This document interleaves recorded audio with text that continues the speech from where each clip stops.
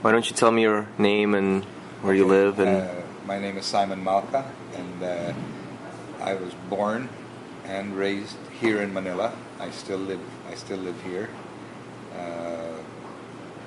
I've lived here all my life, except for a few years that I lived. I've studied. I went to college in the United States, and I lived for 1 year in Israel. Otherwise, I've been here. I'm 61 years old, so I've been living here for 56 years now. wow. And so what's your Jewish story? My Jewish story is that my parents came. My parents were both brought up in Colombia, South America. My father was born in Egypt and his family moved to Colombia when he was maybe 11 years old. My mother was born in South America, born in Guatemala actually, and then her family moved to Colombia when she was 2 years old. Her parents were from Syria and Lebanon. My brother, my sisters were all born and raised here. My brother still lives here, and my two sisters live in Latin America. One lives in Colombia, and the other one lives in Costa Rica.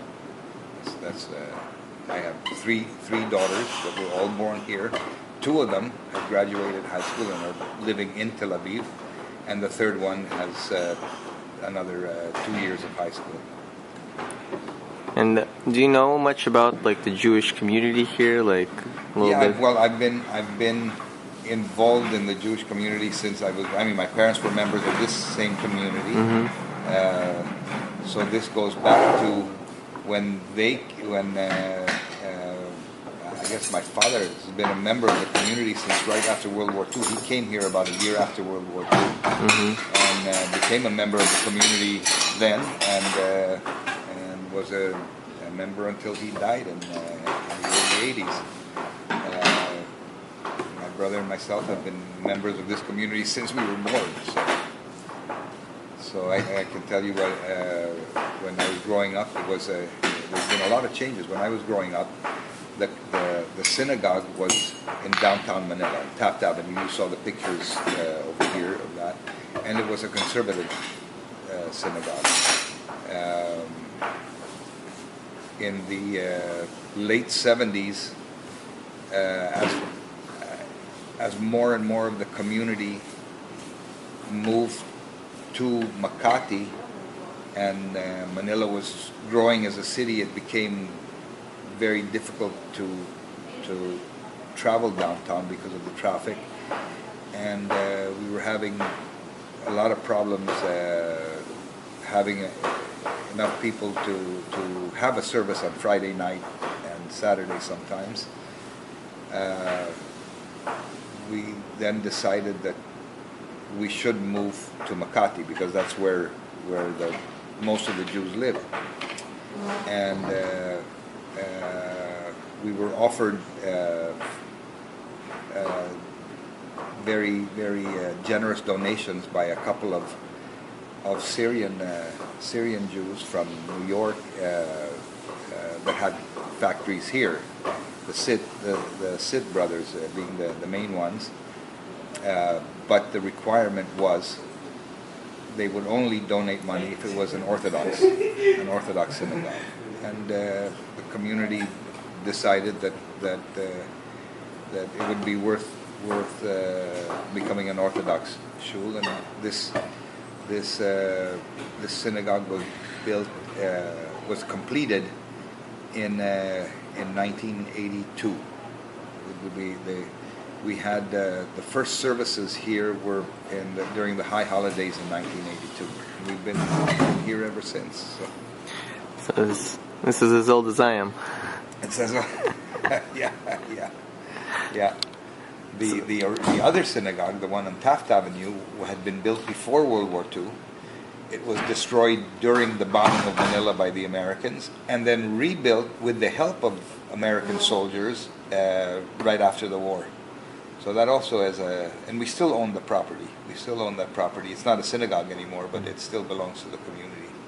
So that's a nice little piece of history. Yeah, I saw the pictures. Yeah. So what makes What do you feel that makes the Manila Jews, the Philippine Jews, different from other Jews? I don't know how different we are from other Jews. We're definitely the community is very different in that. Well, I guess like every community in the world, the local, some of the local population, as you can see, we have some Filipinos that became interested in Judaism, got involved with our community, and have become Jews. So this Jewish community is a little bit unique in that we have Filipino members. We have a fair amount of Filipino members, just like in probably in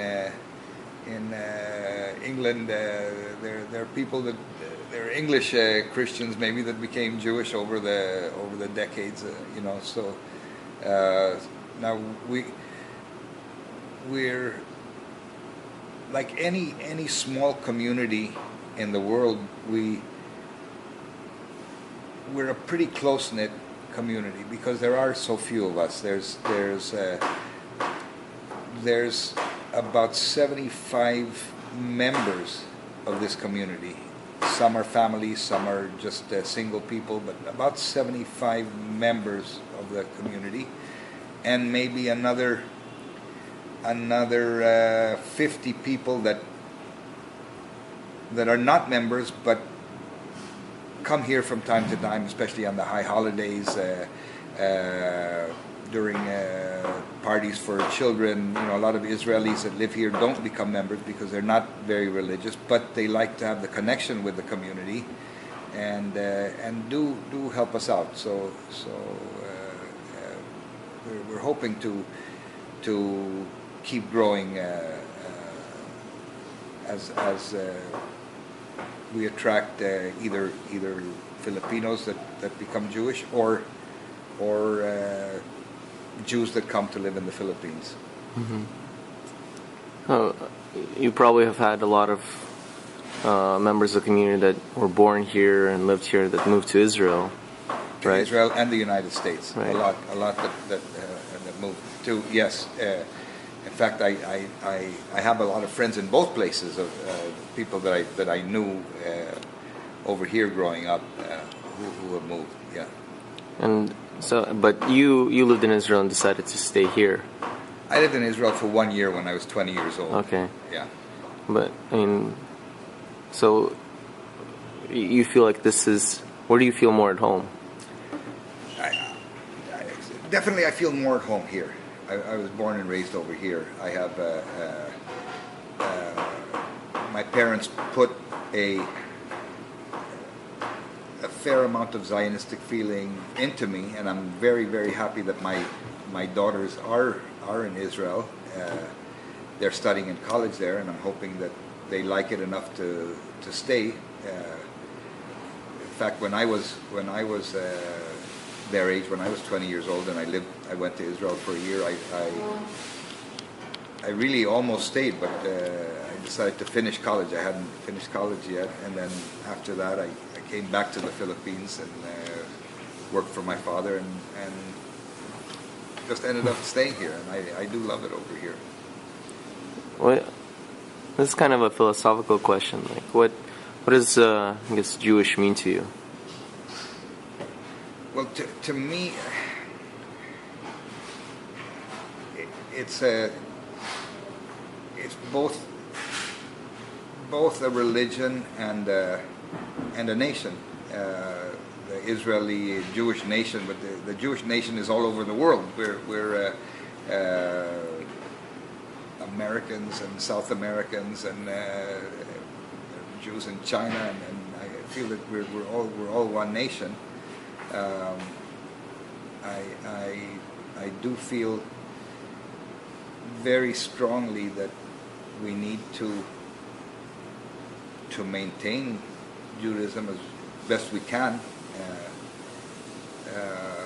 I feel also very strongly that we need to be more welcoming to people who want to be Jewish than we actually are. We make it so difficult for them to be Jewish. But again, that's my thoughts. So I do love Judaism, and I love Israel, and I hope, like everybody else, I hope we survive and thrive and grow. Yeah, it's one. When I come to this place, I realize such big walls.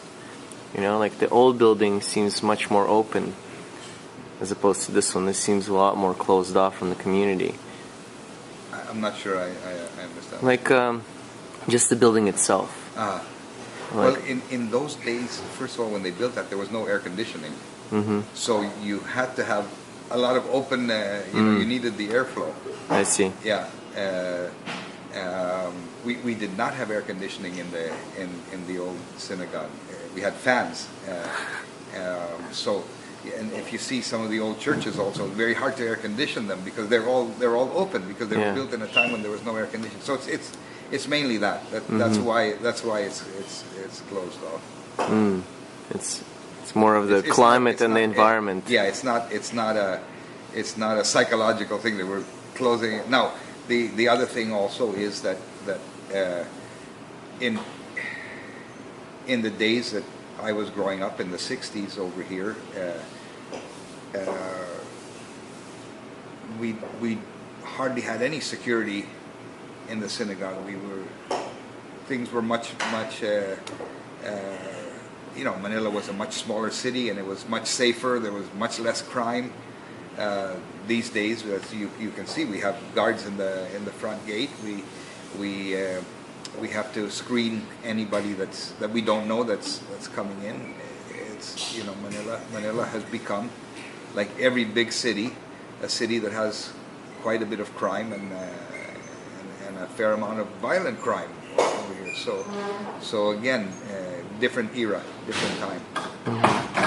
But yeah, in spite of that, you do have a fair amount of people that come in here, join the community, convert. And not just that, we have a lot of visitors that come, students from Catholic seminaries. They of course they study the Old Testament. So they when they find out that there is a Jewish community here, which not everybody knows about because there's basically one synagogue in the whole country, they get very, very excited about seeing what goes on here, and our rabbi is very welcoming to them.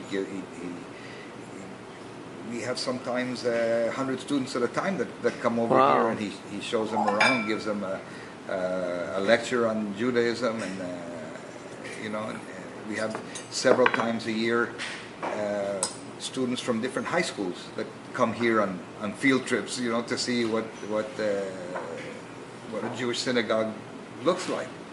So we're lucky that we have a rabbi that really is